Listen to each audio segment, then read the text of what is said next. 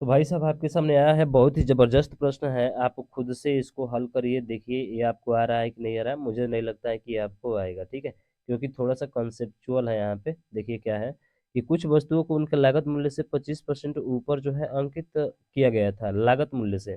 तो सभी को पता है कि लागत मूल्य हम लोग मान लेते हैं कि सर लागत मूल्य जो है वो 100 है। तो बताइए एमपी कितना होगा। आप कहेंगे सर इससे 25% अधिका है, यानी कि 125 हो जाएगा। यहाँ तक बात सभी को आ गई होगी समझ में, बिल्कुल। इसी तरह से जो है कह रहा है कि अंकित मूल्य पर जो है 20% लाभ लेकर, यानी कि अंकित मूल्य कौन सा है। आप कहेंगे सर अंकित मूल्य तो ये है, इस पर 20% की लाभ होती है। तो 20% की फ्रैक्शन वैल्यू क्या होती है, 1/5। लाभ हो रहा है तो जुड़ जाएगा, यानी कि 1/5 और एक कितना हो जाएगा, 6/5। तो 125 का 6/5 हमको निकालना है सर। तो 6/5 निकाल दीजिए, तो 5 से 25 बार में, और 25 का कितना होगा, 150। यानी कि आपका 150 आ गया सर। क्या आ गया, 150। तो 150 क्या होगा, एसपी होगा ना मेरे भाई। अरे 150 क्या होगा, एसपी होगा। पता है ना, 5 का सामान 6 में बेचेगा तो एसपी ना होगा। हाँ। फिर आगे कह रहा है कि 10% की हानि हो रही है। तो 10% की फ्रैक्शन वैल्यू क्या होती है। आप कहेंगे 1/10 हानि हो रहा है तो क्या करेंगे, घटाएंगे सर, यानी कि 9/10 हो जाएगा। और 9/10 किसका, फिर से सर इसी एमपी का, यानी कि 125 का गुणा करा दीजिए। तो 9 से 45 का 5 हो जाएगा, 9 दूना 18, तो 22 का 2 हो जाएगा, 9 एक 9 2 11 हो जाएगा, यानी कि 112.5। तो ये दूसरा इसका विक्रय मूल्य हो जाएगा।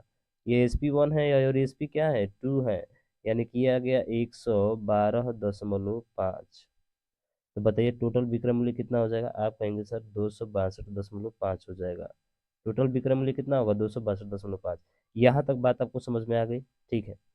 अब क्रय मूल्य देखिए, तो क्रय मूल्य तो एक और 100 होगा ना मेरे भाई, क्योंकि दो बार जो है, एक बार लाभ और एक बार हानि हुआ है, एक ही पर एमपी पर हुआ है, तो इसका मतलब क्रय मूल्य भी कहीं दो रहा होगा।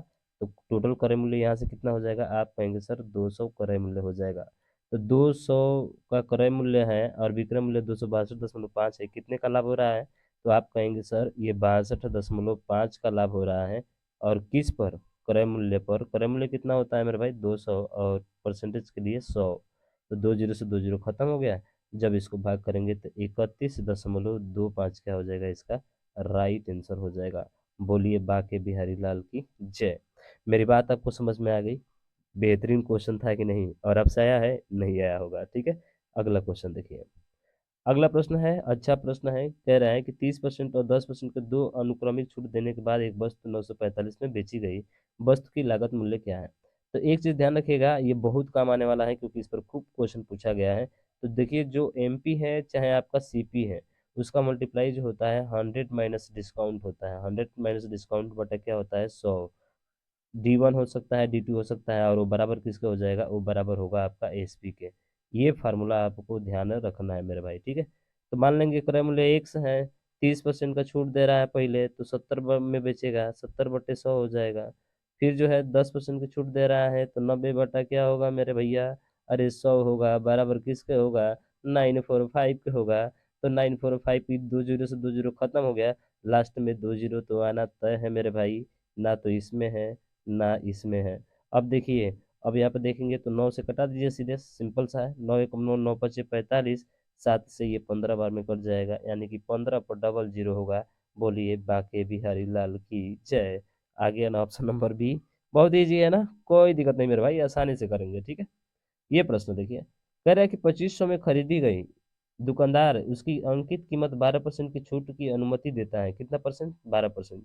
फिर भी जो है 10% लाभ प्राप्त करता है, यानी कि 2500 था इसका क्रय मूल्य, 10% का लाभ प्राप्त कर रहा है।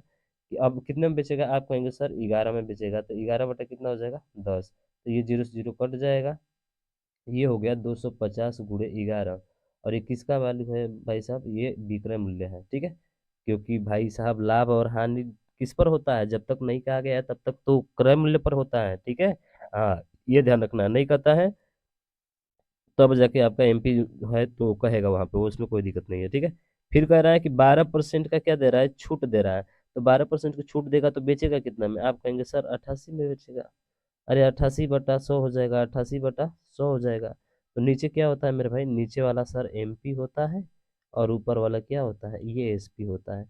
तो 88 की वैल्यू आपको ये दी गई है, आपको 100 की वैल्यू निकालना है इसमें। एम्पियर ना निकालना है मेरे भाई। अंकित मूल्य, तो अंकित मूल्य ये 100 है आपका, 12% की छूट दे रहा है, तो अब कर दीजिए। तो इसको हल करेंगे तो ये जो है 11 से 8 बार में कट जाएगा मेरे भाई। ये 8 जो है कब बार में कटेगा, 2 से 4 से, 4 दूना का 8, और 4 से ये 25 बार में कट जाएगा। फिर 2 से कटा दीजिए, पहले 25 में 25 का गुणा कराइए, कितना हो जाएगा 625, 625, और एक जीरो है तो जीरो हो जाएगा, और 2 से फिर भाग कर दीजिए, तो ये आ जाएगा 3125, यानी कि 3125 बोले तो ऑप्शन नंबर ए क्या होगा इसका राइट आंसर हो जाएगा। बताइए इसमें कहीं दिक्कत है क्या यार, कहीं पे कोई दिक्कत नहीं है। या ये भी चेक कर सकते हैं उसका यूनिट डिजिट केवल 5 चाहिए, ना तो इसमें है ना इसमें है ना इसमें है, सीधा आंसर हो जाता है। गुणा करने की जरूरत नहीं पड़ती है आपको।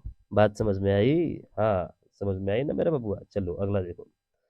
अगला क्वेश्चन है कि एक दुकानदार अपने सामान पर क्रय मूल्य से 20% अधिक अंकित करता है। तो क्रय मूल्य से 20% अधिक यानी कि 100 है, तो अंकित मूल्य कितना होगा? आप कहेंगे सर 20% अधिका है तो 120 हो जाएगा। फिर तथा अंकित मूल्य पर 10% की छूट देता है। अरे 120 है, 120 पर 10% की छूट देगा तो कितना में बेचेगा? आप कहेंगे सर 9/10 में बेचेगा, यानी कि जीरो से जीरो कट गया, 12×9 = 108, यानी कि जो विक्रय मूल्य आ गया 108 रुपये में बेचेगा। ठीक है। अब पूछ रहा है कि उसका लाभ कितना हुआ। अरे भैया क्रय मूल्य 100 है और एसपी 8 है, तो कितने परसेंट का लाभ हुआ? 8% का लाभ हुआ। बोलिए बाके बिहारी लाल की जय। कितना आसानी से सवाल आपने कर लिया। ठीक है। अगला क्वेश्चन।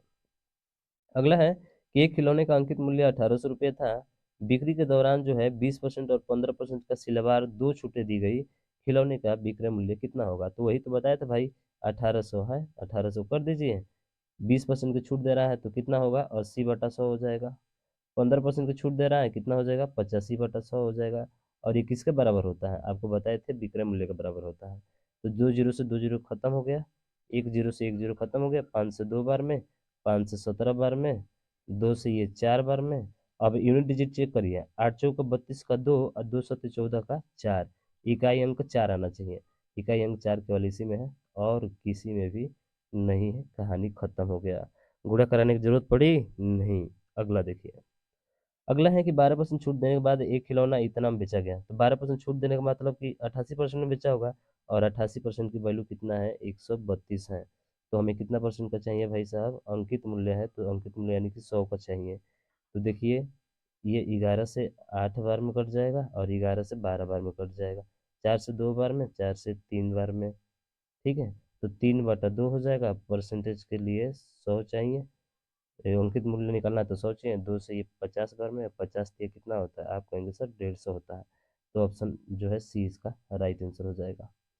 बात समझ में आई? या ये भी दे सकते हैं कि सर 3 का मल्टीपल चाहिए, तो 3 का मल्टीपल एक ही है, आगे करने की जरूरत भी नहीं पड़ेगी आपको। ठीक है। अगला देखिए। अगला प्रश्न है कि 10%, 30% दो लगातार। अब बताइए, ये तो मैं आपको बता चुका हूँ ना मेरे भाई, इसको सॉल्व करना खुद से, ये आपको आ जाएगा क्योंकि मैं इसको बता चुका हूँ। ठीक है ना।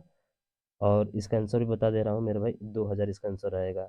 अगर नहीं आता है तो आप कमेंट बॉक्स में जरूर बताइएगा, मैं इसको अगले क्वेश्चन में इंक्लूड कर दूंगा, पहले ही बता दूंगा। ठीक है ना। तो ये बातें अगर समझ में आई हो तो इस वीडियो को ज़्यादा से ज़्यादा शेयर करिएगा, और अभी तक चैनल को सब्सक्राइब नहीं किया है तो भाई सब्सक्राइब भी कर लीजिएगा। ठीक है। हाँ, लाइक ज़रूर करिएगा मेरे भाई। ठीक है। मिलते हैं नेक्स्ट वीडियो में, तब तक ले जय हिंद, जय भारत।